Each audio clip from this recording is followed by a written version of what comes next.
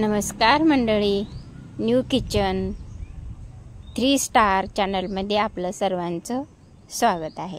आज आपण एका नवीन व्हिडिओची सुरुवात करत आहोत।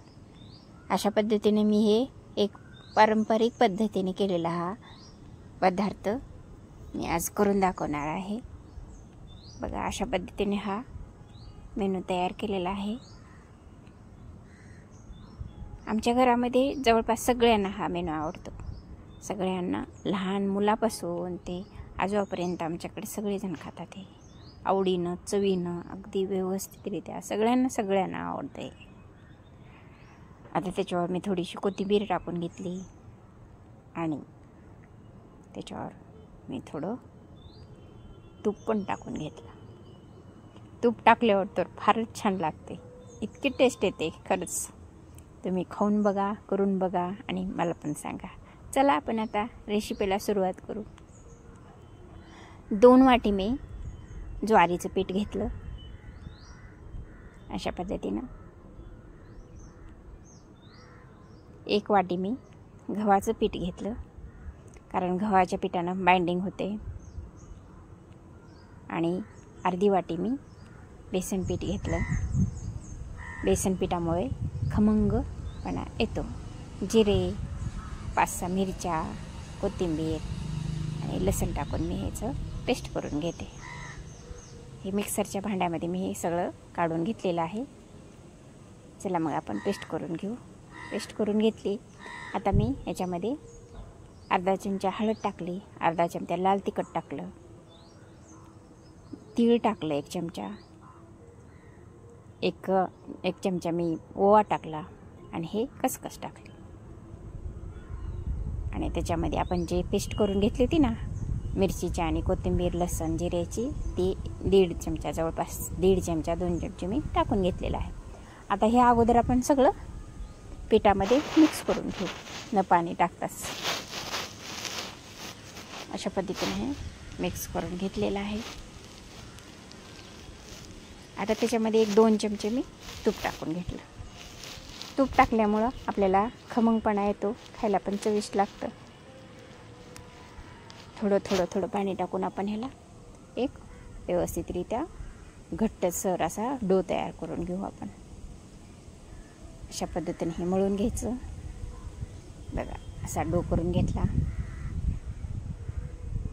जास्त पातळ पण करायचं नाही आणि जास्त घट्ट पण ठेवायचं नाही, मध्यम आपलं बोट जाईल असं, बोट व्यवस्थितरित्या त्याच्यामध्ये जाईल अशा पद्धतीनं हे करून घ्यायचं। बघा, अशा पद्धतीनं एवढं अशा मऊ झालं पाहिजे, एवढं पातळ झालं पाहिजे।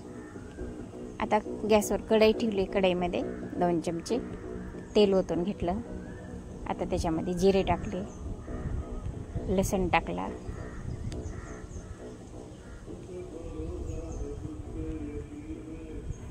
लसूण टाकून त्याच्यामध्ये मी ती पेस्ट करून घेतली होती ना हिरव्या मिरचीची आणि कोथिंबीरीची, लसूण जिऱ्याची, ती पेस्ट टाकून दिली। बघा, अशा पद्धतीने मी पेस्ट टाकून घेतलेली आहे।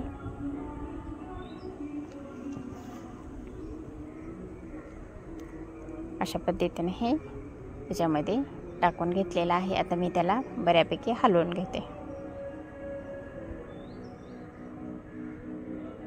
अशा हलवून घ्यायचं। कढीपत्ता टाकला त्याच्यामध्ये थोडा। आता बऱ्यापैकी हे शिजलेलं आहे। आता त्याच्यामध्ये मी थोडंसं हळद टाकते, थोडं लाल तिखट टाकते,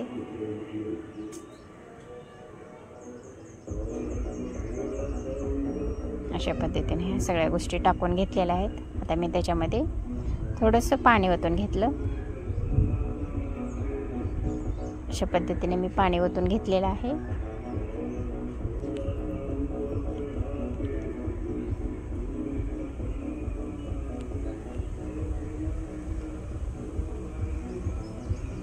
अजून थोडं जास्तीचं पाणी टाकून घेते। गरम पाणी टाकून घ्या याच्यामध्ये। थोडं शिल्लक पण पाणी ठेवून घ्या, पुढे जाऊन आपल्याला थोडंफार लागलं तर ओतता येतं। बघा, हे पीठ मऊ करून घेतलं। आता त्याचे मी कोंबडे करून घेते। अशा पद्धतीने हे मऊ करून घ्यायचं आणि ह्याचे असे रोल करायचं आणि त्याचे खोडबळे करून घ्यायचे.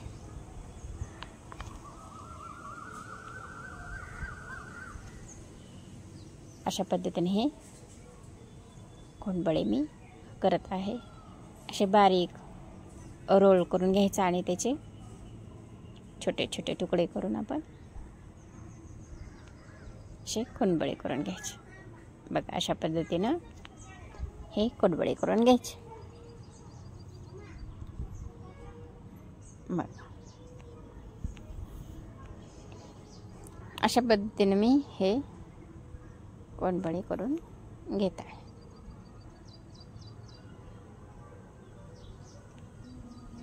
खोडबळे करत होत आलेले आहेत जवळपास. आता असे सगळे करून घ्यायचे पूर्णपणे.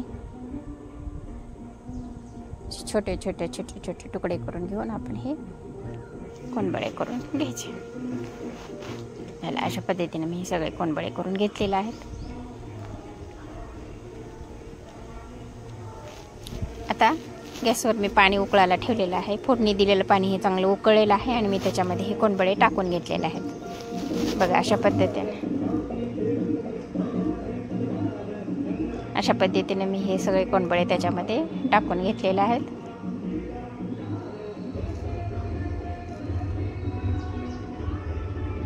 बघा अशा पद्धतीने हे सगळे खोडबळे टाकून घेतले.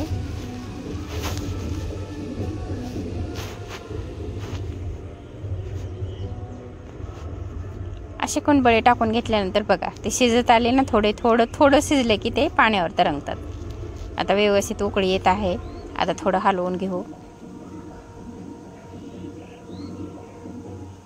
बघा अशा पद्धतीने हे हलवून घ्यायचं.